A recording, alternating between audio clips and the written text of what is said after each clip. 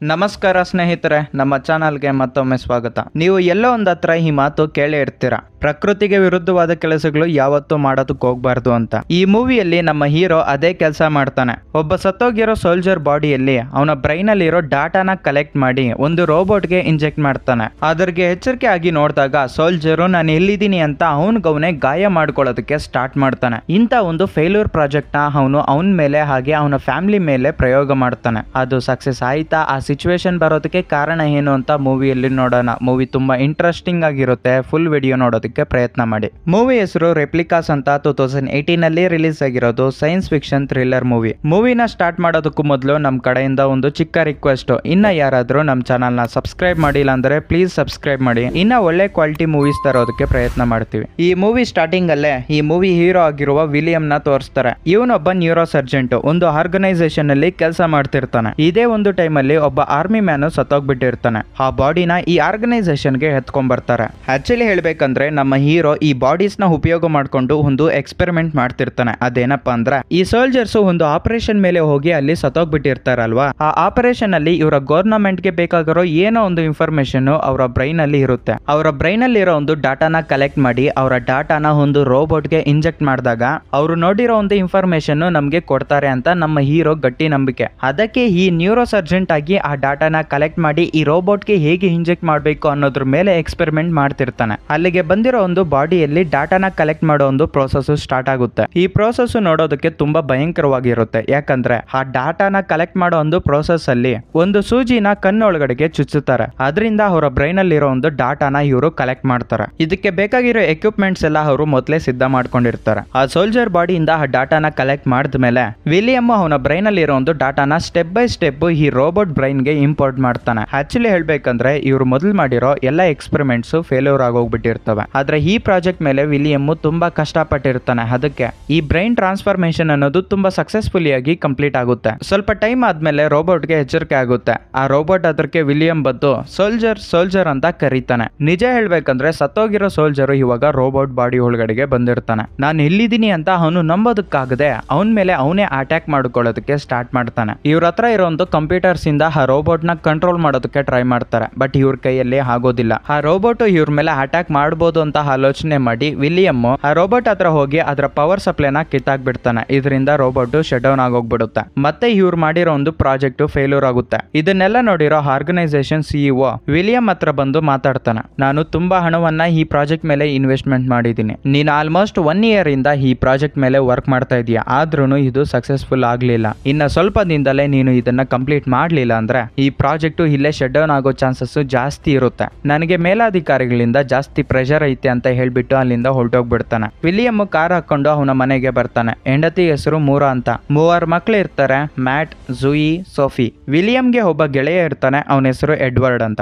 ಇವನು ಸಹ ಅದೇ ಕಂಪ್ನಿಯಲ್ಲಿ ವರ್ಕ್ ಮಾಡ್ತಿರ್ತಾನೆ. ನಿಜ ಹೇಳ್ಬೇಕಂದ್ರೆ ವಿಲಿಯಂ ಈ ಪ್ರಾಜೆಕ್ಟ್ ಮೇಲೆ ವರ್ಕ್ ಮಾಡ್ತಾ ಇರೋದು ಅವರ ಹೆಂಡತಿಗೆ ಇಷ್ಟ ಇರೋದಿಲ್ಲ. ನೇಚರ್ಗೆ ವಿರುದ್ಧವಾಗಿರೋ ಕೆಲಸಗಳು ನೀನ್ ಮಾಡ್ತಿದೀಯ ಅಂತ ಹೆಂಡತಿ ಹೇಳ್ತಾಳೆ. ನೀನ್ ಹೇಳಿದ್ದು ಕರೆಕ್ಟೇ, ಬಟ್ ನಾನು ಈ ಪ್ರಾಜೆಕ್ಟ್ ಮೇಲೆ ವರ್ಕ್ ಮಾಡೋದಕ್ಕೆ ಒಂದು ರೀಸನ್ ಐತೆ. ಈ ಸತ್ತೋಗಿರೋ ಸೋಲ್ಜರ್ಸ್ಗೆ ಗೊತ್ತಿರೋ ಒಂದು ಇನ್ಫಾರ್ಮೇಶನ್ ನಮ್ಮ ಕಂಟ್ರಿಗೆ ಉಪಯೋಗ ಆಗ್ಬೋದು ಅಂತ ಹೇಳಿ ಈ ಪ್ರಾಜೆಕ್ಟ್ ನಾನು ಮಾಡ್ತಿದ್ದೀನಿ ಅಂತ ಹೇಳ್ತಾನೆ. ನಿಜ ಹೇಳ್ಬೇಕಂದ್ರೆ ವಿಲಿಯಂ ಜಾಸ್ತಿ ಟೈಮ್ ಅದೇ ಕಂಪನಿಯಲ್ಲಿ ಕಳೀತಿರ್ತಾನೆ. ಇವನ ಫ್ಯಾಮಿಲಿ ಜೊತೆ ಟೈಮ್ ಸ್ಪೆಂಡ್ ಮಾಡ್ಬೇಕಂತ ಹೇಳ್ಬಿಟ್ಟು ಇವರೆಲ್ಲರೂ ಸೇರಿ ಒಂದು ಫನ್ ವರ್ಲ್ಡ್ ಗೆ ಹೋಗೋಣ ಅಂತ ಟ್ರಿಪ್ ನ ಸ್ಟಾರ್ಟ್ ಮಾಡ್ತಾರೆ. ಇವರು ಆಲ್ಮೋಸ್ಟ್ 1 ಅವರ್ ಒಳಗಡೆನೆ ಆ ಪ್ಲೇಸ್ ಗೆ ಹೋಗ್ಬೋದು ಅಂತ ಅವರ ಜರ್ನಿನ ಸ್ಟಾರ್ಟ್ ಮಾಡ್ತಾರೆ. ಬಟ್ ಹೋಗ್ತಾ ಇರೋ ಒಂದು ದಾರಿಯಲ್ಲಿ ಮಳೆ ಜಾಸ್ತಿ ಆಗೋಗ್ಬಿಡುತ್ತೆ. ಇವನ ಮುಂದೆ ಇರೋ ದಾರಿ ಕರೆಕ್ಟ್ ಆಗಿ ಇವನಿಗೆ ಕಾಣಿಸ್ತಿರೋದಿಲ್ಲ. ಸೈಡ್ ಗೆ ಹಾಕಿ ಹೋಗೋಣ ಅಂತ ಅನ್ಕೊಂತಾರೆ. ಅದೇ ಟೈಮ್ಗೆ ಒಂದು ಲಾರಿ ಸಡನ್ ಆಗಿ ಇವ್ರ ಮೇಲೆ ಬಂದ್ಬಿಡುತ್ತೆ. ವಿಲಿಯಂ ತುಂಬಾ ಅಕ್ಯುರೇಟ್ ಇಂದ ಡ್ರೈವಿಂಗ್ ಮಾಡಿರೋದಕ್ಕೆ ಆಕ್ಸಿಡೆಂಟ್ ಇಂದ ತಪ್ಪಿಸ್ಕೊಂತಾರೆ. ಆದ್ರೆ ಆ ಟೈಮ್ ಅಲ್ಲಿ ಮಳೆ ಜಾಸ್ತಿ ಬೀಳ್ತಾ ಇರುತ್ತಲ್ವಾ, ಆ ದಾರಿಯಲ್ಲಿ ಹೋಗ್ತಾ ಇರುವಾಗ ಅವ್ರ ಆಪೋಸಿಟ್ ಅಲ್ಲಿ ಒಂದು ಮರ ಬಿದ್ದೋಗ್ಬಿಡುತ್ತೆ.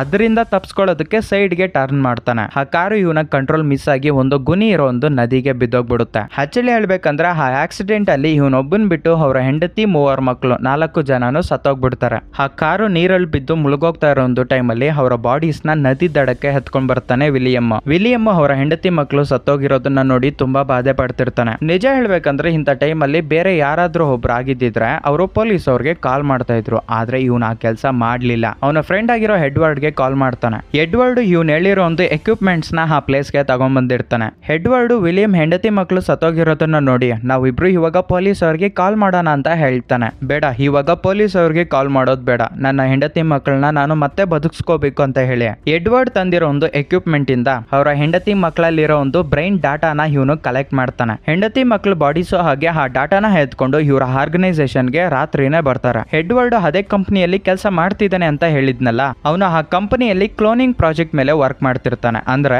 ಒಂದು ಬಾಡಿನ ಡೂಪ್ಲಿಕೇಟ್ ಮಾಡೋ ಒಂದು ಪ್ರಾಜೆಕ್ಟ್. ಇವನ್ ಮಾಡ್ತಾ ಇರೋ ಒಂದು ಪ್ರಾಜೆಕ್ಟ್ ಸಕ್ಸಸ್ಫುಲ್ ಆಗೈತಿ ಅಂತ ನೀವು ಅನ್ಕೋಬೇಡಿ. ಇವನ್ ಇನ್ನ ಚಿಕ್ಕ ಎಕ್ಸ್ಪೆರಿಮೆಂಟ್ ಮಾಡ್ತಿರ್ತಾನೆ. ಅಂದ್ರೆ ಇಲಿಗಳ ಮೇಲೆ, ಈ ಒಂದು ಕೋತಿಗಳ ಮೇಲೆ ಪ್ರಯೋಗ ಮಾಡ್ತಿರ್ತಾನೆ. ಇವನ್ ಮಾಡಿರೋ ಎಕ್ಸ್ಪೆರಿಮೆಂಟ್ ಗಳಲ್ಲಿ ಆ ಬ್ರೈನ್ ಕರೆಕ್ಟ್ ಆಗಿ ಬಂದಿರಲ್ಲ, ಬಾಡಿಯಲ್ಲಿರೋ ಒಂದು ಲಿವರ್ ಗಳು ಕರೆಕ್ಟ್ ಆಗಿ ಬಂದಿರಲ್ಲ ಅಂತ ಪ್ರಾಜೆಕ್ಟ್ ಮೇಲೆ ಇವನು ವರ್ಕ್ ಮಾಡ್ತಿರ್ತಾನೆ. ವಿಲಿಯಂ ಬ್ರೈನ್ ಅಲ್ಲಿ ಇವಾಗ ಒಂದೇ ಓಡ್ತಾ ಇರುತ್ತೆ, ನಾನು ಇವಾಗ ಏನಾದ್ರೂ ಮಾಡಿ ನನ್ನ ಹೆಂಡತಿ ಮಕ್ಕಳನ್ನ ಕಾಪಾಡ್ಕೋಬೇಕು ಅಂತ, ಅಂದ್ರೆ ರೀಬರ್ತ್ ಕೊಡ್ಬೇಕು ಅಂತ. ಈ ಪ್ರೋಸೆಸ್ ನ ಸ್ಟಾರ್ಟ್ ಮಾಡ್ಬೇಕಂದ್ರೆ 4 ಪಾರ್ಟ್ಸ್ ಬೇಕಾಗಿರುತ್ತೆ. ಆ ಪಾರ್ಟ್ಸ್ ಅದೇ ಕಂಪನಿಯಲ್ಲಿ ಇರ್ತವೆ. ಆ ಪಾರ್ಟ್ಸ್ ಒಳಗಡೆ ಇವರ ಬಾಡೀಸ್ ನ ಕ್ಲೋನಿಂಗ್ ಮಾಡ್ತಾರೆ. ಈ ಕೆಲಸ ಇವರು ಇವಾಗ ಮಾಡ್ಬೇಕಂದ್ರೆ 2 ಪ್ರಾಬ್ಲಮ್ಸ್ ಇರ್ತವೆ. ಗವರ್ನಮೆಂಟ್ ಕಡೆಯಿಂದ ಇವ್ರಿಗೆ ಪರ್ಮಿಷನ್ ಇರೋದಿಲ್ಲ, ಇಲ್ಲಿಗಲ್ ಆಗಿ ಈ ಕೆಲಸನ ಮಾಡಬೇಕು. ಈ ಕೆಲಸ ಮಾಡೋದು ಇವರ ಆರ್ಗನೈಸೇಷನ್ ಅಲ್ಲಿ ಇವರ ಸಿಇಒಗೆ ಗೊತ್ತಾಗಬಾರ್ದು. ಗೊತ್ತಾದ್ರೆ ಬೇರೆ ತೊಂದರೆಗಳು ಉಂಟಾಗೋ ಚಾನ್ಸಸ್ ಜಾಸ್ತಿ ಇರ್ತವೆ. ಇವರ ಕ್ಲೋನಿಂಗ್ ಎಕ್ಸ್ಪೆರಿಮೆಂಟ್ ಅವರ ಕಂಪನಿಯಲ್ಲಿ ಮಾಡೋದಕ್ಕೆ ಆಗಲ್ಲ. ಅದಕ್ಕೆ ಬೇಕಾಗಿರೋ ಎಲ್ಲ ಎಕ್ವಿಪ್ಮೆಂಟ್ ಹಾಗೆ ಪಾರ್ಟ್ಸ್ ನ ತಗೊಂಡು ಇವರ ಮನೆಗೆ ಬರ್ತಾರೆ. ಇವಾಗ ಇವ್ರಿಗೆ ಇನ್ನೊಂದು ಪ್ರಾಬ್ಲಮ್ ಬರುತ್ತೆ. ಆ ಕ್ಲೋನಿಂಗ್ ಮಾಡೋದಕ್ಕೆ ಇವರು ಎತ್ಕೊಂಡ್ ಬಂದಿರೋ ಎಕ್ವಿಪ್ಮೆಂಟ್ಸ್ ಆಗಿರೋ ಪಾರ್ಟ್ಸ್ 3 ಮಾತ್ರನೇ ಇರ್ತವೆ ಅವರ ಆರ್ಗನೈಸೇಷನ್ ಅಲ್ಲಿ. ಆದ್ರೆ ಇವನ್ಗೆ ಬೇಕಾಗಿರೋದು 4.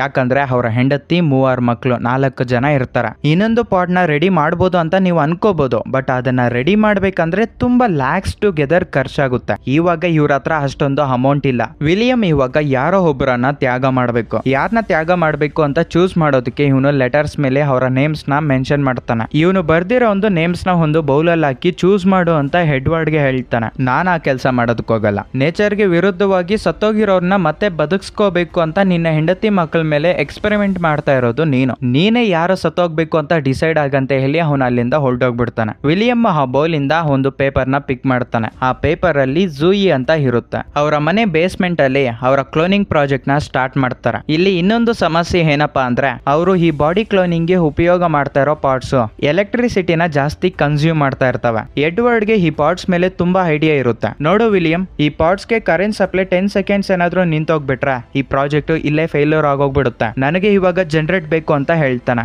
ಬಟ್ ಇವನು ಮನೆಯಲ್ಲಿ ಇವಾಗ ಜನರೇಟರ್ ಇರೋದಿಲ್ಲ. ಅದಕ್ಕೆ ವಿಲಿಯಂ ಮನೆ ಆಚೆಗಡೆಗೆ ಬಂದು ಅವನ ಅಕ್ಕಪಕ್ಕದ ಮನೆಗಳಲ್ಲಿ ನಿಲ್ಸಿರೋ ಒಂದು ಕಾರುಗಳಲ್ಲಿ ಬ್ಯಾಟ್ರಿನ ಕಲ್ತನ ಮಾಡ್ಕೊಂಡ್ ಬಂದ್ಬಿಟ್ಟು ಬ್ಯಾಕಪ್ ನ ಸೆಟ್ ಮಾಡ್ತಾನೆ. ಆ ಪಾರ್ಟ್ಸ್ ಅಲ್ಲಿ ಇವರ ಹೆಂಡತಿ ಮಕ್ಕಳು ಫುಲ್ ಆಗಿ ಕ್ಲೋನಿಂಗ್ ಆಗೋದಕ್ಕೆ 17 ದಿನ ಆಗುತ್ತೆ. ಆ 2 ವೀಕ್ಸ್ ವಿಲಿಯಂ ಆ ಪಾರ್ಟ್ಸ್ ಹತ್ರನೇ ಇರಬೇಕು. ಅದರ ಲೆವೆಲ್ಸ್ ಕರೆಕ್ಟ್ ಆಗಿ ಅಬ್ಸರ್ವೇಷನ್ ಅಲ್ಲಿ ಇಕ್ಕಿ ನೋಡ್ತಾ ಇರಬೇಕು. ಎಡ್ವರ್ಡ್ ಗೆ ಒಂದು ಡೌಟ್ ಇರುತ್ತೆ. ವಿಲಿಯಂ, ನಮ್ಮ ಅದೃಷ್ಟ ಚೆನ್ನಾಗಿದ್ದು ನಿಮ್ಮ ಹೆಂಡತಿ ಮಕ್ಕಳು ಏನಾದ್ರೂ ಬದುಕಿ ಮತ್ತೆ ಬಂದ್ರೆ ನನ್ನ ಚಿಕ್ಕ ಮಗು ಎಲ್ಲಿ ಅಂತ ನಿನ್ನ ಹೆಂಡತಿ ಕೇಳಿದಾಗ ನೀನ್ ಏನ್ ಮಾಡ್ತೀಯ? ಯಾಕಂದ್ರೆ ಇವಾಗ ನಿನ್ನ ಚಿಕ್ಕ ಮಗುನ ನಾವು ಕಾಪಾಡೋದಕ್ ಆಗ್ತಿಲ್ಲ ಅಂತ ಕೇಳ್ತಾನೆ. ಅದಕ್ಕೆ ನನ್ನ ಹತ್ರ ಒಂದು ಉಪಾಯ ಐತೆ. ನನ್ನ ಹೆಂಡತಿ ಮಕ್ಕಳ ಬ್ರೈನ್ ಅಲ್ಲಿ ನನ್ನ ಚಿಕ್ಕ ಮಗು ಆಗಿರುವ ಜೂಯಿ ಜ್ಞಾಪಕಗಳು ಇರೇಸ್ ಮಾಡಾಕ್ತೀನಿ, ಅಂದ್ರೆ ಡಿಲೀಟ್ ಮಾಡಾಕ್ತೀನಿ ಅಂತ ಹೇಳ್ತಾನೆ. ಎಡ್ವರ್ಡ್ ನ ಅಲ್ಲಿಂದ ಕಳ್ಸ್ಬಿಟ್ಟು ಇವನ ಹೆಂಡತಿ ಮಕ್ಕಳ ಬ್ರೈನ್ ಡಾಟಾವನ್ನ ಒಂದು ಚಿಪ್ ಅಲ್ಲಿ ರೆಕಾರ್ಡ್ ಮಾಡಿರ್ತಾನೆ, ಅಂದ್ರೆ ಸ್ಟೋರೇಜ್ ಮಾಡಿರ್ತಾನಲ್ವಾ. ಅವರ 3 ವ್ಯಕ್ತಿಗಳಲ್ಲಿ ಸೂಯಿ ಅನ್ನೊಂದು ಕ್ಯಾರೆಕ್ಟರ್ ನ ಅವರ ಡಾಟಾದಿಂದ ಎರೇಸ್ ಮಾಡಾಕ್ತಾನೆ. ಇವನ ಅದೇ ಬೇಸ್ಮೆಂಟ್ ಅಲ್ಲಿ ಮಲ್ಕೊಂಡಿರ್ತಾನೆ. ಬೆಳಗ್ಗೆ ಆಗಿದ್ದೆ ಇವರ ಮನೆಗೆ ಪೊಲೀಸರು ಬರ್ತಾರೆ. ಇವನ ಹೆಂಡತಿ ಮಕ್ಕಳಿಗೆ ಆಕ್ಸಿಡೆಂಟ್ ಆಗಿ ಅವರು ಸತ್ತೋಗಿರೋದನ್ನ ಇವನು ಮಾಯ ಮಾಡಾಕ್ ಬಿಟ್ಟಿರ್ತಾನೆ. ಇವಾಗ ನಮ್ಮ ಮನೆಗೆ ಪೊಲೀಸರು ಏನಕ್ಕೆ ಬಂದ್ರು ಅಂತ ಡೌಟ್ ಅಲ್ಲಿ ನೋಡ್ತಿರ್ತಾನೆ. ಸರ್, ನಿಮ್ಮ ಏರಿಯಾದಲ್ಲಿ ಯಾರೋ ಕಳ್ಳರು ಬಂದಿದಾರಂತೆ, ಕಾರಲ್ಲಿರೋ ಬ್ಯಾಟ್ರಿನ ಕಲ್ತನ ಮಾಡಕ್ ಬಿಟ್ಟಿದ್ದಾರೆ. ನಿಮ್ಗೇನಾದ್ರೂ ಪ್ರಾಬ್ಲಮ್ ಉಂಟಾಗಿದ್ಯಾ? ನಿಮ್ಗೇನಾದ್ರೂ ಅದ್ರ ಬಗ್ಗೆ ಗೊತ್ತಾ ಅಂತ ಕೇಳ್ತಾರೆ. ಸರ್, ನನ್ಗೇನ್ ಪ್ರಾಬ್ಲಮ್ ಇಲ್ಲ ಸರ್ ಅಂತ ತಲೆ ಅಲ್ಲಾಡಿಸ್ತಾನೆ. 4-5 ದಿನದಿಂದ ಇವನು ಕೆಲಸ ಮಾಡೋದಕ್ಕೆ ಆರ್ಗನೈಸೇಷನ್ ಗೆ ಹೋಗಿರೋದಿಲ್ಲ. ರೋಬೋಟಿಕ್ ಬಾಡಿಗೆ ಹ್ಯೂಮನ್ ಬ್ರೈನ್ ನ ಹೇಗೆ ಅಟ್ಯಾಚ್ ಮಾಡಬೇಕು ಅಂತ ಇವನ ಮನೆ ಬೇಸ್ಮೆಂಟ್ ಅಲ್ಲಿ ಕೂತ್ಕೊಂಡು ಅದ್ರ ಮೇಲೆ ವರ್ಕ್ ಮಾಡ್ತಿರ್ತಾನೆ. ಇನ್ನೊಂದು ಕಡೆ ಇದೇ ಕಂಪನಿಯಲ್ಲಿ ವರ್ಕ್ ಮಾಡೋದಕ್ಕೆ ಎಡ್ವರ್ಡ್ ಹೋಗಿರ್ತಾನೆ. ಅವನ ಬಾಸ್ ಇವನ ಹತ್ರಕ್ಕೆ ಬಂದು ಮೇಲಾಧಿಕಾರಿಗಳಿಂದ ಲೆಟರ್ ಬಂದೈತೆ, ಇನ್ನ 2 ವೀಕ್ಸ್ ಅಲ್ಲೇ ಈ ಕಂಪನಿನ ಶಟ್ ಡೌನ್ ಮಾಡ್ತೀವಿ, ನಿಮ್ಗೆ ಇರೋದು 2 ವೀಕ್ಸ್ ಮಾತ್ರನೇ. ಈ 2 ವೀಕ್ಸ್ ಅಲ್ಲಿ ಆ ಪ್ರಾಜೆಕ್ಟ್ ನ ಕಂಪ್ಲೀಟ್ ಮಾಡ್ಬೇಕು ಅಂತ ಪ್ರೆಷರ್ ಕೊಡ್ತಾನೆ. ಎಡ್ವರ್ಡ್ ವಿಲಿಯಂಗೆ ಕಾಲ್ ಮಾಡಿ, ನೀನು ಕೆಲಸ ಮಾಡೋದಕ್ಕೆ ಬರ್ತಿಲ್ಲ ಅಂತ ನಮ್ಮ ಬಾಸ್ ಕೇಳ್ತಿದ್ದಾನೆ. ನಮ್ಗೆ ಇನ್ನ 2 ವೀಕ್ಸ್ ಮಾತ್ರನೇ ಟೈಮ್ ಐತೆ. ಈ ಟೈಮ್ ಅಲ್ಲಿ ನಾವೇನಾದ್ರೂ ಆ ಪ್ರಾಜೆಕ್ಟ್ ನ ಸಕ್ಸಸ್ಫುಲ್ ಮಾಡ್ಲಿಲ್ಲ ಅಂದ್ರೆ ಆವಾಗ ಈ ಪ್ರಾಜೆಕ್ಟ್ ನಿಂತೋಗ್ಬಿಡುತ್ತೆ. ನಾವ್ ಎತ್ಕೊಂಡು ಹೋಗಿರೋ ಪಾರ್ಟ್ಸ್ ನ ಇವ್ರಿಗೆ ಯಾಕೆ ಎತ್ಕೊಂಡು ಹೋಗಿದೀವಿ ಅಂತ ಪ್ರೂಫ್ ತೋರಿಸ್ಬೇಕು. ಆವಾಗ ನಾವು ಸಿಕ್ಕಾಕೊಂಡ್ಬಿಡ್ತೀವಿ. ಅದಕ್ಕೆ ನೀನು ಆರ್ಗನೈಸೇಷನ್ ಗೆ ಬೇಗ ಬಾ ಅಂತ ಹೇಳ್ತಾನೆ. ಓಕೆ ಎಡ್ವರ್ಡ್, ಇವಾಗ ನಾನು ಕಂಪ್ನಿಗೆ ಬರ್ತೀನಿ, ನೀನ್ ನನ್ನ ಮನೆಗೆ ಬಾ. ಯಾಕಂದ್ರೆ ಈ ಪಾರ್ಟ್ಸ್ ಅಲ್ಲಿ ಲೆವೆಲ್ ಆಫ್ ಪ್ರೆಷರ್ ಕರೆಕ್ಟ್ ಆಗಿ ಇದೆಯಾ ಇಲ್ಲ ಅಂತ ಚೆಕ್ ಮಾಡ್ತಾನೆ ಇರ್ಬೇಕು ಅಂತ ಹೇಳ್ತಾನೆ. ವಿಲಿಯಂ ಕಂಪನಿಗೆ ಬಂದು ಅವರ ಬಾಸ್ ಹತ್ರ ಸುಮ್ನೆ ವರ್ಕ್ ಮಾಡ್ತಿರೋ ಹಾಗೆ ಆಕ್ಟಿಂಗ್ ಮಾಡಿ ಮತ್ತೆ ಇವನ ಮನೆಗೆ ರಿಟರ್ನ್ ಬಂದ್ಬಿಡ್ತಾನೆ. ಅವರ ಮನೆ ಹತ್ರ ಒಬ್ಬ ಟೀಚರು ಅಡ್ಡಿ ಸಿಗ್ತಾಳೆ. ನಿಮ್ಮ ಮಗ ಈ ನಡುವೆ ಕಾಲೇಜ್ಗೆ ಕರೆಕ್ಟ್ ಆಗಿ ಬರ್ತಿಲ್ಲ ಅಂತ ಕೇಳೋದಕ್ಕೆ ಬಂದಿದ್ದೆ. ಎಡ್ವರ್ಡ್ ಎಲ್ಲಾ ವಿಷಯಗಳು ನನಗೆ ಹೇಳ್ದ. ನಿಮ್ಮ ಮಗ ಇವಾಗ ಅಜ್ಜಿ ಮನೆಗೆ ಹೋಗಿದ್ದಾನೆ ಅಂತಲ್ವಾ, ಇನ್ನು ಹತ್ತಿರದಲ್ಲೇ ಎಕ್ಸಾಮ್ಸ್ ಇದಾವೆ, ಆ ಎಕ್ಸಾಮ್ ಕರೆಕ್ಟ್ ಆಗಿ ಪಾಸ್ ಮಾಡೋದಕ್ಕೆ ಹೇಳಿ ಅಂತ ಹೇಳಿ ಟೀಚರ್ ಅಲ್ಲಿಂದ ಹೊರಟೋಗ್ಬಿಡ್ತಾಳೆ. ಎಡ್ವರ್ಡ್ ವಿಲಿಯಂ ಹತ್ರ ಬಂದು ನಿನ್ನ ಮಗನ ಬಗ್ಗೆ ಹುಡುಕೊಂಡು ಒಂದು ಟೀಚರ್ ಬಂದಿದ್ಲು, ಕಷ್ಟಪಟ್ಟು ಏನೋ ಒಂದು ಹೇಳಿ ಇಲ್ಲಿಂದ ಕಳ್ಸಿಬಿಟ್ಟಿದ್ದೀನಿ, ನಿನ್ಗೇನಾದ್ರೂ ಸ್ವಲ್ಪ ಜ್ಞಾನ ಆಯ್ತಾ ಇಲ್ವಾ, ನಿನ್ನ ಹೆಂಡತಿ ಕ್ಲಿನಿಕ್ ಅಲ್ಲಿ ಕೆಲಸ ಮಾಡ್ತಾಳೆ, ನಿನ್ನ ಮಕ್ಕಳು ಸ್ಕೂಲ್ಸ್ ಅಂಡ್ ಕಾಲೇಜಸ್ಗೆ ಹೋಗ್ತಿದ್ದಾರೆ, ಬೇರೆಯವರು ನಿನ್ನ ಮಕ್ಕಳ ಬಗ್ಗೆ ಯೋಚನೆ ಮಾಡಲ್ಲ ಅಂತ ನೀನು ಯೋಚನೆ ಮಾಡ್ತಿದ್ಯಾ, ಅದಕ್ಕೇನಾದ್ರೂ ಒಂದು ಸೊಲ್ಯೂಷನ್ ಹುಡುಕು ಅಂತ ಹೇಳಿ ಅಲ್ಲಿಂದ ಹೊರಟೋಗ್ತಾನೆ. ಅವತ್ತು ರಾತ್ರಿ ಅವರ ಹೆಂಡತಿ ಮಕ್ಕಳಿಗೆ ಸಂಬಂಧಪಟ್ಟ ಎಲ್ಲ ಫೋನ್ಸ್ ಅಂಡ್ ಲ್ಯಾಪ್ಟಾಪ್ಸ್ ನ ಅವನ ಮುಂದೆ ಹಿಡ್ಕೊಂತಾನೆ. ಮೊದಲು ಒಂದು ಕಾಲೇಜ್ ಪ್ರಿನ್ಸಿಪಾಲ್ಗೆ ಒಂದು ಲೆಟರ್ ಬರೀತಾನೆ, ನನ್ನ ಮಕ್ಕಳು ಇನ್ಮೇಲೆ ಮನೆಯಲ್ಲೇ ಓದ್ಕೊಂತಾರೆ ಅಂತ. ಅವನ ಹೆಂಡತಿ ವರ್ಕ್ ಮಾಡೋ ಕ್ಲಿನಿಕ್ಗೆ ಸಿಕ್ ಲೀವ್ ತಗೊಂತಾ ಇದೀನಿ ಅಂತ ಒಂದು ಲೆಟರ್ ಸೆಂಡ್ ಮಾಡ್ತಾನೆ. ಅವನ ಮಕ್ಕಳಿಗೆ ಫ್ರೆಂಡ್ಸ್ ಇರ್ತಾರಲ್ವಾ, ಆ ಫ್ರೆಂಡ್ಸ್ಗೆ ಡೌಟ್ ಬರಬಾರ್ದು ಅಂತ ಹೇಳ್ಬಿಟ್ಟು ಇವರ ಫೋನ್ಸ್ ಇಂದ ಅವನೇ ಚಾಟ್ ಮಾಡ್ತಾನೆ. ನಾನು ಸ್ವಲ್ಪ ದಿನ ಈ ಊರ್ನೆಲ್ಲ ಬಿಟ್ಟು ನಾವು ಟ್ರಿಪ್ಗೆ ಹೋಗಿದ್ದೀವಿ, ನನ್ನನ್ನ ಯಾರೋ ಡಿಸ್ಟರ್ಬ್ ಮಾಡಬೇಡಿ ಅಂತ ಹೇಳಿ. ವಿಲಿಯಮ್ ಯಾವಾಗ್ಲೂ ಒಂದೇ ಥಿಂಕ್ ಮಾಡ್ತಿರ್ತಾನೆ, ಈ ರೋಬೋಟ್ ಬಾಡಿಗೆ ಹ್ಯೂಮನ್ ಬ್ರೈನ್ ನ ಹೇಗೆ ಅಟ್ಯಾಚ್ ಮಾಡಬೇಕು ಅಂತ. ಹ್ಯೂಮನ್ ಬ್ರೈನ್ ಈ ರೋಬೋಟ್ ಬಾಡಿಗೆ ಯಾಕೆ ಸಿಂಕ್ ಆಗ್ತಿಲ್ಲ ಅಂತ. ಇವನ ಹೆಂಡತಿ ಮಕ್ಕಳನ್ನ ಕ್ಲೋನಿಂಗ್ ಮಾಡೋದಕ್ಕೆ ಒಂದು ಪಾಡ್ ನ ಉಪಯೋಗ ಮಾಡ್ತಿದ್ದಾನಲ್ವಾ, ಅದರಲ್ಲಿ ಇವರ ಮಕ್ಕಳು ಕ್ಲೋನಿಂಗ್ ಆಗೋದಕ್ಕೆ 17 ದಿನ ಆಗುತ್ತೆ. ಅಷ್ಟರಲ್ಲೇ ವಿಲಿಯಂ ಒಂದು ಕೆಲಸ ಮಾಡ್ಬೇಕಾಗುತ್ತೆ. ಇವನು ಒಂದು ಪ್ರಾಜೆಕ್ಟ್ ಮೇಲೆ ವರ್ಕ್ ಮಾಡ್ತಿರ್ತಾನಲ್ವಾ, ಸಿಂಥೆಟಿಕ್ ಬಾಡಿಗೆ ಹ್ಯೂಮನ್ ಬ್ರೈನ್ ನ ಅಟ್ಯಾಚ್ ಮಾಡೋದು, ಅದು ಸಕ್ಸಸ್ ಆಗ್ಬೇಕು. ಅದು ಸಕ್ಸಸ್ ಆದ್ರೆ ಮಾತ್ರ ಇವನು ಹೆಂಡತಿ ಮಕ್ಕಳ ಬ್ರೈನ್ ಅಲ್ಲಿ ಡಾಟಾನ ಕಲೆಕ್ಟ್ ಮಾಡಿರ್ತಾನಲ್ಲ, ಆ ಡಾಟಾನ ಈ ಪ್ರಾಜೆಕ್ಟ್ ಮೇಲೆ ಉಪಯೋಗ ಮಾಡಿದಾಗ ಅದು ಸಕ್ಸಸ್ ಆಗುತ್ತೆ. ಇಲ್ಲ ಅಂದ್ರೆ ಅವರ ಹೆಂಡತಿ ಮಕ್ಕಳನ್ನ ರೀಬರ್ತ್ ಆಗಿ ಹುಟ್ಟಿಸೋದಕ್ಕೆ ಆಗಲ್ಲ. ನಿಜ ಹೇಳ್ಬೇಕಂದ್ರೆ ವಿಲಿಯಂ ಅವರ ಕಂಪನಿಗೆ ಕೆಲಸ ಮಾಡೋದಕ್ಕೆ ಹೋಗದೆ ಇದೇ ಪ್ರಾಜೆಕ್ಟ್ ಮೇಲೆ ರಾತ್ರಿ ಹಗಲು ಅಂತ ಕಷ್ಟ ಪಡ್ತಿರ್ತಾನೆ. ಹೀಗೆ ತುಂಬಾ ದಿನಗಳು ಕಲ್ದೋಗ್ಬಿಟ್ಟಿರ್ತವೆ. ಅವನು ಬೇಸ್ಮೆಂಟ್ ನ ಬಿಟ್ಟು ಆಚೆಗಡೆಗೆ ಬಂದಿರೋದಿಲ್ಲ. ಎಡ್ವರ್ಡ್ ಇವನ ಮನೆ ಹತ್ರ ಬರ್ತಾನೆ. ಆಚೆಗಡೆ ಬಿದ್ದಿರ್ತಾವಲ್ಲ ಡೈಲಿ ಪೇಪರ್, ಅದನ್ನ ಸಹ ಅವನು ಎತ್ಕೊಂಡಿರೋದಿಲ್ಲ. ಎಡ್ವರ್ಡ್ ಅವನ ಮನೆ ಮುಂದೆ ಬಿದ್ದಿರೋ ಎಲ್ಲಾ ನ್ಯೂಸ್ ಪೇಪರ್ಸ್ ನ ಎತ್ಕೊಂಡು ಮನೆ ಒಳಗಡೆಗೆ ಬರ್ತಾನೆ. ವಿಲಿಯಂ, ನಿನ್ನ ಹೆಂಡತಿ ಮಕ್ಕಳನ್ನ ಆ ಪಾಡಲ್ಲಿ ಹಿಕ್ಕಿ 17 ದಿನ ಕಲ್ದು ಬಿಟ್ಟೈತೆ, ನಿನ್ನ ಪ್ರಾಜೆಕ್ಟ್ ಸಕ್ಸಸ್ ಆಗೈತಾ, ಇವಾಗ ಅದ್ರ ಮೇಲೆ ಪ್ರಯೋಗ ಮಾಡಬೇಕು ಅಂತ ಕೇಳ್ತಾನೆ. ನಿಜ ಹೇಳ್ಬೇಕಂದ್ರೆ ವಿಲಿಯಂ ಇನ್ನ ಸೊಲ್ಯೂಷನ್ ಹುಡುಕಿರೋದಿಲ್ಲ. ಏನೋ ಇನ್ನ ಸೊಲ್ಯೂಷನ್ ನೀನು ಹುಡುಕಿಲ್ವಾ, 17 ಡೇಸ್ ಇಂದ ನೀನು ಮನೆ ಆಚೆಗಡೆಗೆ ಬರ್ದಿರಾ ಇದೇ ಪ್ರಾಜೆಕ್ಟ್ ಮೇಲೆ ವರ್ಕ್ ಮಾಡ್ತಿದ್ಯಾ, ಆದ್ರೂ ನೀನು ಅದಕ್ಕೆ ಸೊಲ್ಯೂಷನ್ ಹುಡುಕಿಲ್ಲ. ನಿನ್ನ ಹೆಂಡತಿ ಮಕ್ಕಳನ್ನ ಇವತ್ತು ಪಾಡಿಂದ ಆಚೆಗಡೆ ತೆಗೀಲೇಬೇಕು. ತೆಗೀಲಿಲ್ಲ ಅಂದ್ರೆ ಆ ಪಾಡಲ್ಲೇ ಇದ್ರೆ ಅವರು ಏಜ್ಡ್ ಆಗೋಗ್ಬಿಡ್ತಾರೆ. ಫಾರ್ ಎಕ್ಸಾಂಪಲ್, ನಿನ್ನ ಹೆಂಡತಿ ಇವಾಗ 43 ವರ್ಷ ಅಂದ್ರೆ ಇನ್ನ 2 ಡೇಸ್ ಎಕ್ಸ್ಟ್ರಾ ಏನಾದ್ರು ಆ ಪಾಡಲ್ಲಿ ಇಕ್ಕಿದ್ರೆ ನಿನ್ನ ಹೆಂಡತಿ ಇವಾಗ 60 ವರ್ಷಕ್ಕೆ ಬಂದ್ಬಿಡ್ತಾಳೆ. ಅವಾಗ ನೀನು ಈ ಡಾಟಾನ ಅವರ ಬ್ರೈನ್ ಗೆ ಇಂಜೆಕ್ಟ್ ಮಾಡೋದಕ್ಕೆ ಆಗಲ್ಲ. ಇವಾಗ ನೀನ್ ಏನ್ ಡಿಸಿಷನ್ ತಗೊಂತೀಯೋ ನೀನೇ ತಗೋ ಅಂತ ಹೇಳ್ತಾನೆ. ಅಟ್ಲೀಸ್ಟ್ ನನಗೆ ಇನ್ನ 2 ಡೇಸ್ ಆದ್ರೂ ನನಗೆ ಟೈಮ್ ಬೇಕು. ಈ ಪ್ರಾಜೆಕ್ಟ್ ನಾನು ಹೇಗಾದ್ರೂ ಸರಿ ಸಕ್ಸಸ್ ಮಾಡ್ತೀನಿ. ಹೆಂಡತಿ ಮಕ್ಕಳನ್ನ ಏಜ್ ಆಗದೆ ಇರೋಗೆ ಉಳಿಸೋದಕ್ಕೆ ನನ್ನ ಹತ್ರ ಒಂದು ಐಡಿಯಾ ಐತೆ. ಅವರ ಬಾಡೀಸ್ ನ ಇವಾಗ ಪಾಡಿಂದ ಆಚೆಗಡೆಗೆ ತೆಗೆದು ಬಿಡೋಣ. ಅವ್ರಿಗೆ ಒಂದು ಇಂಜೆಕ್ಷನ್ ಕೊಟ್ಟು ಕೋಮಾಗೆ ಹೋಗೋ ಹಾಗೆ ಮಾಡೋಣ. ಅವರು ಅಟ್ಲೀಸ್ಟ್ 3 ಡೇಸ್ ಕೋಮಾದಲ್ಲಿ ಇರ್ತಾರೆ. ಆ 3 ಡೇಸ್ ಟೈಮ್ ಸಾಕು ನನಗೆ ಈ ಪ್ರಾಜೆಕ್ಟ್ ಮೇಲೆ ವರ್ಕ್ ಮಾಡ್ತೀನಿ ಅಂತ ಹೇಳ್ತಾನೆ. ಅದರ ಪ್ರಕಾರನೇ ಅವರ ಬಾಡೀಸ್ ನ ಆಚೆಗಡೆಗೆ ತೆಗಿತಾರೆ. ಇವ್ರಿಗೆ ಇನ್ನೊಂದು ಸಮಸ್ಯೆ ಇರುತ್ತೆ. ಆ ಬಾಡೀಸ್ಗೆ ಕೋಮಾಗೆ ಹೋಗೋಗೆ ಮಾಡಿರ್ತಾರಲ್ವಾ, 3 ಡೇಸ್ ಮೇಲೆ ಅದು ಹೋಗ್ಬಾರ್ದು. ಆ 3 ಡೇಸ್ ಮೇಲೆ ಏನಾದ್ರು ಹೋದ್ರೆ ಅವರ ಬಾಡೀಸ್ಗೆ ಮತ್ತೆ ತೊಂದರೆ ಉಂಟಾಗುತ್ತೆ. ಇದರಿಂದ ಮತ್ತೆ ಪ್ರಾಜೆಕ್ಟ್ ಫೇಲ್ ಆಗೋ ಚಾನ್ಸಸ್ ಜಾಸ್ತಿ ಇರುತ್ತೆ. ಅವರ ಹೆಂಡತಿನ ಒಂದು ಬೆಡ್ ಮೇಲೆ ಮಲಗಿಸಿ ಎಡ್ವರ್ಡ್ ನ ಮನೆಗೆ ಕಳ್ಸಿಕೊಡ್ತಾನೆ. ಹೆಂಡತಿ ಪಕ್ಕದಲ್ಲಿ ಕುತ್ಕೊಂಡಿರೋ ಒಂದು ಟೈಮ್ ಅಲ್ಲಿ ಇವರ ಬಾಸ್ ಕಡೆಯಿಂದ ಫೋನ್ ಬರುತ್ತೆ. ವಿಲಿಯಂ, ಯಾಕೆ ನೀನು ಈ ನಡುವೆ ಕಂಪನಿಗೆ ಕರೆಕ್ಟ್ ಆಗಿ ಬರ್ತಿಲ್ಲ? ನಾನು ಎಷ್ಟೊಂದು ಹಣವನ್ನ ಇದ್ರ ಮೇಲೆ ಇನ್ವೆಸ್ಟ್ಮೆಂಟ್ ಮಾಡಿದ್ದೀನಿ, ನಾನು ಅಷ್ಟೊಂದು ಹಣ ಹಾಕಿದ್ದೀನಿ ಅಂತ ನಿನ್ಗೆ ಜ್ಞಾನ ಆಯ್ತಾ ಇಲ್ವಾ ಅಂತ ಬೈತಿರ್ತಾನೆ. ಇನ್ನೊಂದು ಕಡೆ ವಿಲಿಯಂ ಅವರ ಬಾಸ್ ಹೇಳೋ ಮಾತುಗಳನ್ನ ಕೇಳಿಸ್ಕೊಂಡು ಹೆಂಡತಿ ಕೈನ ಮುಟ್ತಾನೆ. ಇವನ ಕೈ ಮುಟ್ಟೋದಕ್ಕೂ ಮೊದ್ಲಿಂದ ಆ ಬಾಡಿ ಪಲ್ಸ್ ನಾರ್ಮಲ್ ಆಗಿರುತ್ತೆ. ಇವನು ಕೈ ಮುಟ್ಟಿದ ನೆಕ್ಸ್ಟ್ ಸೆಕೆಂಡ್ ಗೆ ಬಾಡಿ ಪಲ್ಸ್ ಅನ್ನೋದು ಹೈ ಲೆವೆಲ್ ಅಲ್ಲಿ ಬೆಳೀತವೆ. ಇದನ್ನ ನೋಡಿ ವಿಲಿಯಂಗೆ ಒಂದು ಐಡಿಯಾ ಬರುತ್ತೆ. ತುಂಬಾ ದಿನಗಳಿಂದ ಸಿಂಥೆಟಿಕ್ ಬಾಡಿಗೆ ಯಾಕೆ ಹ್ಯೂಮನ್ ಬ್ರೈನ್ ಸೆಟ್ ಆಗ್ತಿಲ್ಲ ಅನ್ನೋ ಒಂದು ಕ್ವಶನ್ ಗೆ ಇವಾಗ ಅವನಿಗೆ ಆನ್ಸರ್ ಸಿಗುತ್ತೆ. ಅವನ ಫ್ರೆಂಡ್ ಆಗಿರೋ ಎಡ್ವರ್ಡ್ ನ ಅಲ್ಲಿಗೆ ಕರ್ಸ್ಕೊಂಡು ಅವನಿಗೆ ಎಕ್ಸ್ಪ್ಲೈನ್ ಮಾಡ್ತಾನೆ. ನಾರ್ಮಲ್ ಆಗಿ ಸಿಂಥೆಟಿಕ್ ಬಾಡಿಗೆ ಹ್ಯೂಮನ್ ಬ್ರೈನ್ ಅಟ್ಯಾಚ್ ಮಾಡ್ತಿದ್ವಿ, ಅಂದ್ರೆ ಟ್ರಾನ್ಸ್ಫರ್ ಮಾಡ್ತಿದ್ವಿ ಡಾಟಾನ. ಆಕ್ಚುಲಿ ಹೇಳ್ಬೇಕಂದ್ರೆ ಹ್ಯೂಮನ್ ಬ್ರೈನ್ ನಮ್ಮ ಬಾಡಿಯಲ್ಲಿ ಇರೋ ಒಂದು ಆರ್ಗಾನ್ಸ್ ಕೊಟ್ಟಿರೋ ಒಂದು ರೆಸ್ಪಾನ್ಸ್ ಇಂದ ಅದು ಆಕ್ಟಿವೇಟ್ ಆಗುತ್ತೆ. ಆ ರೋಬೋಟಿಕ್ ಬಾಡಿಯಲ್ಲಿ ಹ್ಯೂಮನ್ ಬ್ರೈನ್ ಗೆ ಎಲ್ಲಿ ಹಾರ್ಟ್ ಐತೆ ಎಲ್ಲಿ ಲಿವರ್ ಐತೆ ಅಂತ ಸಿಗ್ಲಿಲ್ಲ. ರೋಬೋಟ್ ಅಲ್ಲಿ ಇನ್ಸರ್ಟ್ ಮಾಡಿರೋ ಒಂದು ಹ್ಯೂಮನ್ ಬ್ರೈನ್ ಗೆ ಒಂದು ಕ್ವಶನ್ ಮಾರ್ಕ್ ಬಂತು, ನನ್ನ ಹಾರ್ಟ್ ಎಲ್ಲೈತೆ ಇಲ್ಲಿ ಅಂತ. ಅದಕ್ಕೆ ಅದು ಹಾಗೆ ರಿಯಾಕ್ಟ್ ಆಯ್ತು. ಆದ್ರೆ ನಾವು ಕ್ರಿಯೇಟ್ ಮಾಡಿರೋ ಒಂದು ಕ್ಲೋನಿಂಗ್ ಬಾಡಿಯಲ್ಲಿ ಎಲ್ಲ ಆರ್ಗನ್ಸ್ ಇದಾವೆ. ಇವಾಗ ನನ್ನ ಹೆಂಡತಿ ಮೇಲೆ ಇದನ್ನ ಪ್ರಯೋಗ ಮಾಡಿದಾಗ ಅದು ಸಕ್ಸಸ್ ಆಗೋ ಚಾನ್ಸಸ್ ಜಾಸ್ತಿ ಇರುತ್ತೆ. ಹ್ಯೂಮನ್ ಬ್ರೈನ್ ಇವರ ಬಾಡಿಯಲ್ಲಿ ಇರೋ ಒಂದು ಆರ್ಗನ್ಸ್ ನ ಆಕ್ಸೆಪ್ಟ್ ಮಾಡುತ್ತೆ ಅಂತ ಹೇಳ್ಬಿಟ್ಟು ಅವರ ಹೆಂಡತಿ ಮೇಲೆ ಪ್ರಯೋಗ ಮಾಡ್ತಾನೆ. ಇವನ ಹೆಂಡತಿ ಬ್ರೈನ್ ಅಲ್ಲಿ ಇರೋ ಒಂದು ಡಾಟಾನ ಒಂದು ಚಿಪ್ ಅಲ್ಲಿ ರೆಕಾರ್ಡ್ ಮಾಡಿರ್ತಾನಲ್ಲ, ಆ ಡಾಟಾನೆಲ್ಲ ಚೆಕ್ ಮಾಡಿ ಇವರ ಹೆಂಡತಿ ಬ್ರೈನ್ ಗೆ ಮತ್ತೆ ಇನ್ಸರ್ಟ್ ಮಾಡ್ತಾನೆ. ಸ್ಟಾರ್ಟಿಂಗ್ ಅಲ್ಲಿ ಅವರ ಹೆಂಡತಿ ಬಾಡಿ ವೈಬ್ರೇಟ್ ಆದ್ರೂನು ಸ್ವಲ್ಪ ತಾದ್ಮೇಲೆ ಹೆಂಡತಿಗೆ ಎಚ್ಚರಿಕೆ ಆಗಿ ವಿಲಿಯಂ ಅಂತ ಕರೀತಾಳೆ. ನೆಕ್ಸ್ಟ್ ಸೆಕೆಂಡ್ ಗೆ ಅವರ ಹೆಂಡತಿಗೆ ಮತ್ತೆ ಇಂಜೆಕ್ಷನ್ ಕೊಡ್ತಾನೆ. ಯಾಕಂದ್ರೆ ಅವರ ಮಕ್ಕಳಿನ ಬೆಡ್ ಮೇಲೆ ಮಲ್ಕೊಂಡಿರ್ತಾರೆ. ಅವರ ಮಕ್ಕಳ ಮೇಲೆ ಇನ್ನೂ ಪ್ರಯೋಗ ಮಾಡಿರೋದಿಲ್ಲ. ಮಕ್ಕಳ ಮೇಲೆ ಈ ಪ್ರಯೋಗ ಮಾಡಿದ್ಮೇಲೆ ಎಲ್ಲಾರನ್ನು ಒಂದೇ ಸತಿ ಹೆಬ್ಬೆಳ್ಸೋಣ ಅಂತ ಒಂದು ಐಡಿಯಾ ಇರುತ್ತೆ. ಈ ಪ್ರಾಜೆಕ್ಟ್ ಸಕ್ಸಸ್ ಆಗಿರೋದನ್ನ ಅದನ್ನ ನೋಡಿ ಎಡ್ವರ್ಡ್ ತುಂಬಾ ಖುಷಿಯಿಂದ ನಿನ್ನ ಹೆಂಡತಿ ಮಕ್ಕಳಿಗೆ ರೀಬರ್ತ್ ಏನೋ ಕೊಟ್ಟೆ, ಬಟ್ ಆ ರೋಬೋಟಿಕ್ ಬಾಡಿನ ಹೇಗೆ ಸಕ್ಸಸ್ ಮಾಡ್ತೀಯ? ಆ ಪ್ರಾಜೆಕ್ಟ್ ನ ಸಕ್ಸಸ್ ಮಾಡ್ಲಿಲ್ಲ ಅಂದ್ರೆ ಇವಾಗ ನಿನ್ನ ಹೆಂಡತಿ ಮಕ್ಕಳ ಮೇಲೆ ಪ್ರಯೋಗ ಮಾಡಿರೋದು ನಮ್ಮ ಕಂಪನಿಗೆ ಗೊತ್ತಾಗ್ಬಿಡುತ್ತೆ. ಅವಾಗ ನಿನ್ನ ಹೆಂಡತಿ ಮಕ್ಕಳನ್ನ ರೋಬೋಟ್ ಅಂತ ಕರೀತಾರೆ. ಆ ಪ್ರಾಜೆಕ್ಟ್ ನ ಹೇಗೆ ಸಕ್ಸಸ್ ಮಾಡೋದು ಅಂತ ಕೇಳ್ತಾನೆ. ಯಾಕೆ ನೀನು ಅಷ್ಟೊಂದು ಭಯ ಪಡ್ತಿದ್ಯಾ? ಇವ್ರ ಮೇಲೆ ಸಕ್ಸಸ್ ಆಗೈತೆ ಅಂದ್ರೆ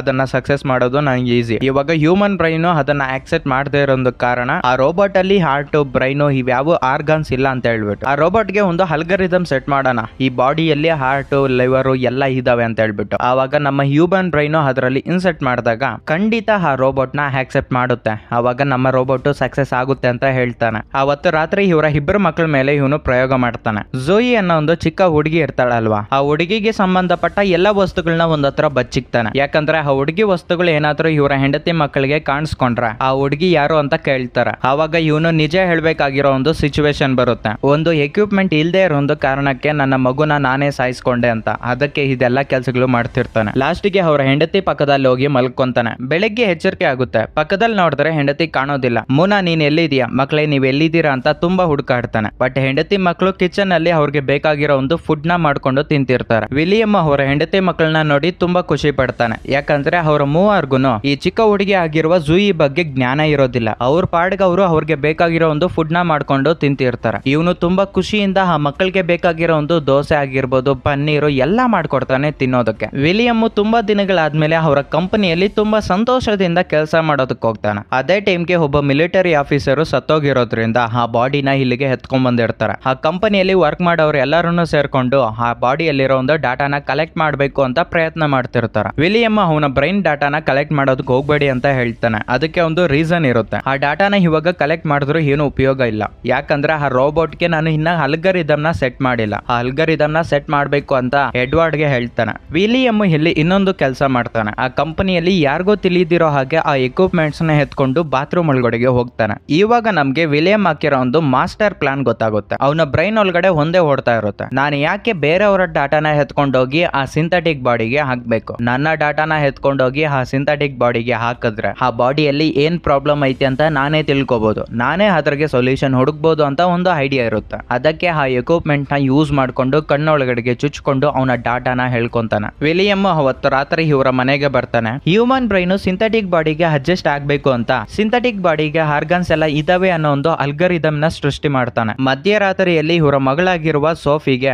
ಅವ್ರ ಅಮ್ಮ ಆಕ್ಸಿಡೆಂಟ್ ಅಲ್ಲಿ ಸತ್ತೋಗ್ಬಿಟ್ಟಿದ್ದಾರೆ ಅಂತ ಒಂದು ಕನ್ಸ್ ಬರುತ್ತೆ. ಅದೇ ಟೈಮ್ಗೆ ವಿಲಿಯಂ ಅಲ್ಲಿಗೆ ಬಂದು ಏನು ಭಯ ಪಡೋದಕ್ಕೆ ಹೋಗ್ಬೇಡ ಮಗಳೇ, ನಿನಗೆ ಬಂದಿರೋದು ಒಂದು ಕನ್ಸ್ ಅಷ್ಟೇ ಅಂತ ಸಮಾಧಾನ ಮಾಡಿ ಮತ್ತೆ ಮಗಳನ್ನ ನಿದ್ದೆ ಮಾಡಿಸ್ತಾನೆ. ಮಗಳು ನಿದ್ದೆ ಹೋದ್ಮೇಲೆ ಮತ್ತೆ ಇಂಜೆಕ್ಷನ್ ಕೊಟ್ಟು ಆ ಮಗಳನ್ನ ಬೇಸ್ಮೆಂಟ್ ಗೆ ಕರ್ಕೊಂಡ್ ಬರ್ತಾನೆ. ಮಗಳ ಬ್ರೈನ್ ಅಲ್ಲಿ ಈ ಆಕ್ಸಿಡೆಂಟ್ ಗೆ ಸಂಬಂಧಪಟ್ಟ ಯಾವುದೇ ವಿಷಯಗಳು ಇರಬಾರ್ದಂತ ಹೇಳಿ ಮಗಳ ಬ್ರೈನ್ ನ ಆಕ್ಸೆಸ್ ಮಾಡಿ ಈ ಆಕ್ಸಿಡೆಂಟ್ ಬಗ್ಗೆ ಎಲ್ಲಾ ವಿಷಯಗಳನ್ನ ಡಿಲೀಟ್ ಮಾಡಕ್ ಬಿಡ್ತಾನೆ. ಇವನ ದರಿದ್ರೆ ಏನಪ್ಪಾ ಅಂದ್ರೆ ಅದೇ ಟೈಮ್ಗೆ ಇವನ ಹೆಂಡತಿ ಅಲ್ಲಿಗೆ ಬಂದ್ಬಿಡ್ತಾಳೆ. ಗಂಡ ಮಗು ಮೇಲೆ ಎಕ್ಸ್ಪೆರಿಮೆಂಟ್ ಮಾಡ್ತಾ ಇರೋದನ್ನ ನೋಡಿ ಏನ್ ಮಾಡ್ತಾ ಇದೀಯ ನನ್ನ ಮಗುನ ಅಂತ ಕೇಳ್ತಾಳೆ. ಇವಾಗ ಇವನು ಡೈರೆಕ್ಟ್ ಆಗಿ ಸಿಕ್ಕಾಕೊಂಡ್ಬಿಟ್ಟಿರ್ತಾನೆ. ಸುಳ್ಳು ಏನು ಹೇಳೋದಕ್ಕಾಗಲ್ಲ, ಅದಕ್ಕೆ ನಿಜ ಹೇಳ್ತಾನೆ. ನೀವೆಲ್ಲ ಒಂದು ಆಕ್ಸಿಡೆಂಟ್ ಅಲ್ಲಿ ಸತ್ತೋಗ್ಬಿಟ್ಟಿದ್ರೆ ನೀವೆಲ್ಲರೂ ಇವಾಗ ಕ್ಲೋನಿಂಗ್ ಆಗಿ ಅಂದ್ರೆ ಒಂದು ರಿಪ್ಲಿಕಾಸ್ ಆಗಿ ವರ್ಕ್ ಮಾಡ್ತಿದ್ರ. ನನ್ನ ಹೆಂಡತಿ ಮಕ್ಕಳು ನನ್ನನ್ನ ಬಿಟ್ಟು ಹೊರಟೋದ್ರೆ ಈ ಪ್ರಪಂಚದಲ್ಲಿ ನನಗೆ ಯಾರು ಇರ್ತಾರ? ನಾನು ಜೀವನ ಮಾಡಿದ್ರೆ ನಿಮ್ ಜೊತೆನೆ ಜೀವನ ಮಾಡ್ಬೇಕು ಅಂತ ಹೇಳಿ ತುಂಬಾ ಕಷ್ಟಪಟ್ಟು ಕ್ಲೋನಿಂಗ್ ಮಾಡಿ ರೀಬರ್ತ್ ಕೊಟ್ಟಿದ್ದೀನಿ ನಿಮ್ಗೆ, ನನ್ನನ್ನ ಕ್ಷಮಿಸ್ಬಿಡು ಅಂತ ಕೇಳ್ತಾನೆ. ಮಾರನೇ ದಿನ ಬೆಳಗ್ಗೆ ಹೆಂಡತಿ ಮಕ್ಕಳನ್ನ ಒಂದು ಝೂಗೆ ಕರ್ಕೊಂಡೋಗಿ ತುಂಬಾ ಎಂಜಾಯ್ ಮಾಡ್ತಾನೆ. ಅವತ್ತು ರಾತ್ರಿ ಎಲ್ಲರೂ ಮನೆಯಲ್ಲಿ ಕೂತ್ಕೊಂಡು ಡಿನ್ನರ್ ಮಾಡ್ತಾ ಇರೋ ಒಂದು ಟೈಮ್ ಅಲ್ಲಿ